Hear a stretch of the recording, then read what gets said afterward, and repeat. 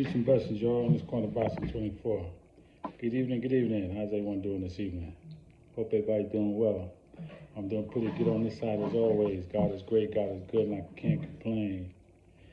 So, what I want to get into tonight, what I want to talk about is a fighter that I like and a fighter that I respect. And the reason I respect him is because he's like an old school fighter. He'll fight anybody. And I'm talking about none other than David, the Mexican monster, Benavidez. He's a 168 pounder, has an interim belt, and he's ready to fight anybody, any and everybody at 168. And I just want to talk a little bit about him. Interview he did with Brian Custer a few months ago. But I just was, watching, and I just wanted to touch on a few things about him that I like. And again, he's an old school. He got that old school mindset, right? Like back in the days, man, everybody fought everybody. Now it's like pick and choose, high risk, low reward. I'm not gonna fight this one, but I'll fight this one.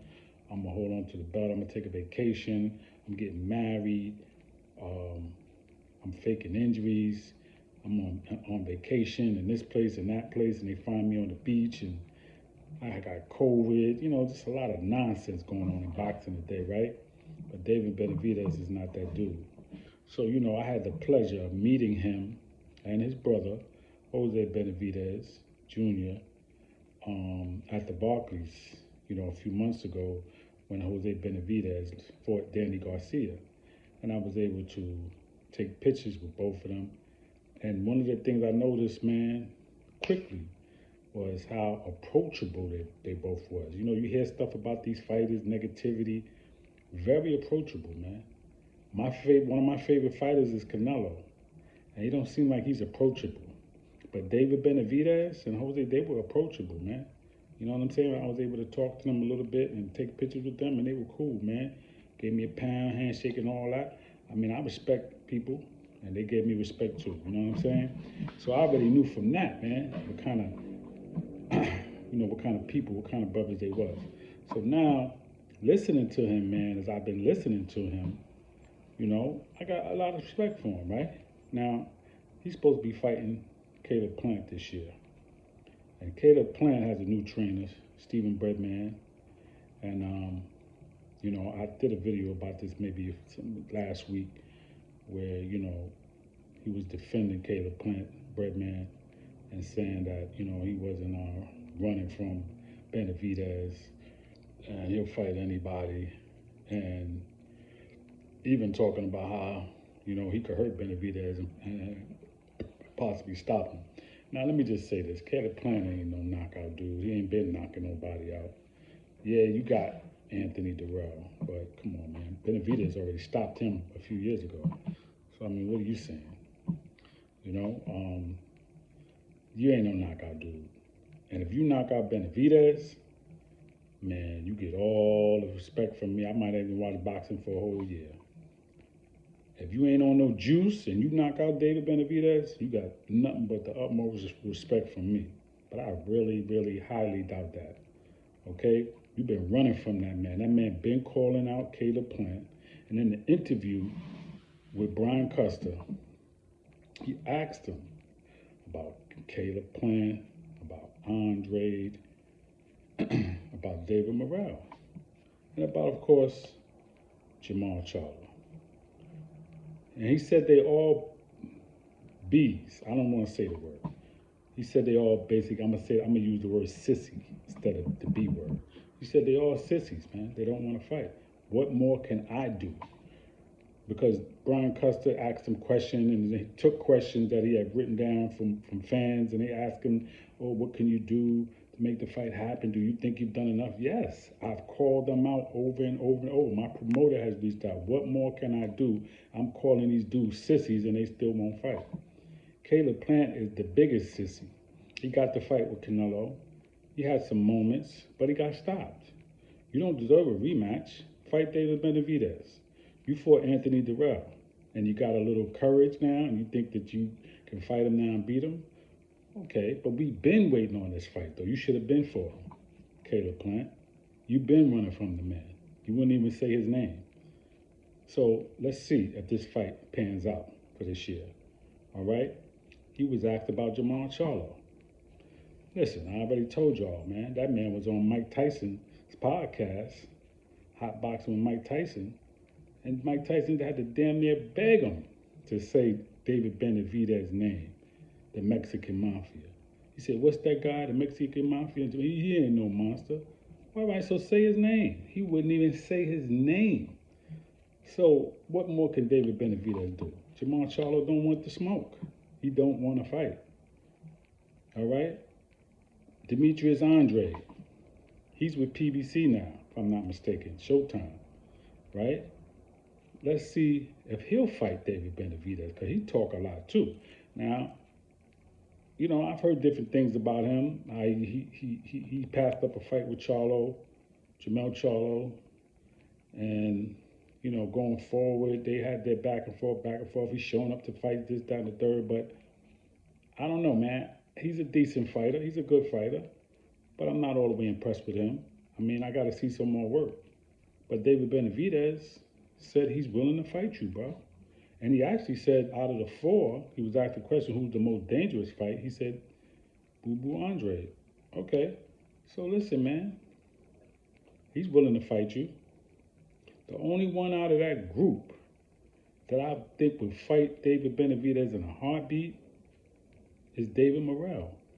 And the reason David Morrell should not fight David Benavidez now is I just think he's a little too green. I think he still needs a little more experience, and I think his trainer has already told him that. He got a great trainer, Ronnie Shields, and he's told him, man, listen, slow down, okay? You ain't got 10 fights on your belt. Just relax. You know, don't put the cart before the horse, man. All right? The horse brings the cart. The horse carries the cart. Don't put the cart before the horse. So, but David Morrell got that heart, and he got skills. And he definitely would test David Benavidez. I'm not saying it wouldn't be a good fight. I just think he needs a little bit more experience to fight David Benavidez. But heart-wise, he ready. And that's a damn shame because he ain't even got 10 fights on his belt. But these guys got 20, 30, 35 fights and don't want to fight this man. Jamal Charlo should be ashamed of yourself, man. Caleb Plant, you've been running. Cut it out. Cut it out. You've been running. Okay? David Benavidez says he's going to knock your ass out. I believe him. Demetrius Andre, you do a lot of talking too. You getting ready to fight Nicholson on this card coming up on the 7th. Let's see how you work. Let's see what you're working with. Your last fights, couple of fights, I don't know. You look a little suspect. I don't think you can beat David Benavidez. I don't know. I'm not sure. Let's see if you got the heart to get in the ring with. That's the bottom line. Okay, it's not really. I don't really want to get into that. Who can beat who? Okay, I do have favorite fighters, and I can break down fights and all of that. But I'll just say, let's see if you get in the ring with them. Okay. Out of you three, let's see who wants to fight. Caleb Plant, Jamal Charlo, and Demetrius Andre. All right, because he's ready. He said he's ready, willing, able to fight anybody. He said he don't want to move up to 175. He said 168 is getting hard to make, but he wants to get the best fights he can get at 168 before he moves up. And he said when he moves to 175, he's ready to fight Bivol. He's ready to fight Benavidez. He said he's ready for them dudes. That's what he says. Now, I don't always agree with his father and things he got to say about fighters and trainers and certain fight strategies and analysis that he has. But one thing I will say, where he's right, is that these dudes is running from his son, David Benavidez. It's just real. And the reason you know is because they ain't fought him yet. Canelo's a whole nother story. See, Canelo is at a point where he could pick and choose. Even though it's not right, but he's at that status like Floyd was. Okay, so nobody can really knock him because Floyd did the same thing. Other fighters did the same thing. They was at a point where they were just able to pick and choose they want to fight. Okay, Canelo's at that realm right now. That's what he does. All right, but he's fought hard fights and tough fights, and he's fought the rest of the people that's been there, that's been available that he could fight. But he is undisputed at 168. Would I like to see him fight David Benavidez? Absolutely. Do I think he can beat him? He probably can. He probably can. Would it be a good fight? Absolutely. Can David Benavidez beat him? Yes, he can. That's a 50-50 fight. But we may not get it. So David Benavidez is trying to get the next best thing and fight the rest of these guys. Listen, it should be a tournament in every division, so these guys can't keep ducking and making excuses. All right? Just have them fight each other, man. Benavidez, you fight Caleb Plant. Demetrius Andrade, you fight Charlo. The winner, fight each other. Just do it like that, man, and cut the chase, man. That's all you got to do. All right? That's pretty much it, man. Plain and simple. Okay? This is In This Corner Boxing 24. Peace and blessings, y'all. New year, 2023. We're going to amp it up a little bit. All right? We're going to do some different things. And we're going to make the channel better for the fans, because it's all about the fans. I'm a fan, and the fans are the most important people, because we support the fighters, we support the fights. You know, when it was COVID and nobody could show up, the fights wasn't the same, man. You need that crowd, man. You need that motivation. You need the lights and the excitement and all that. That's what the fans bring that. You know, you can have the music, the lights and all that, but if you ain't got no fans, it ain't the same. So we are the most important people, the fans. All right? So peace and blessings, y'all. In This Corner Boxing 24. Please subscribe to the page.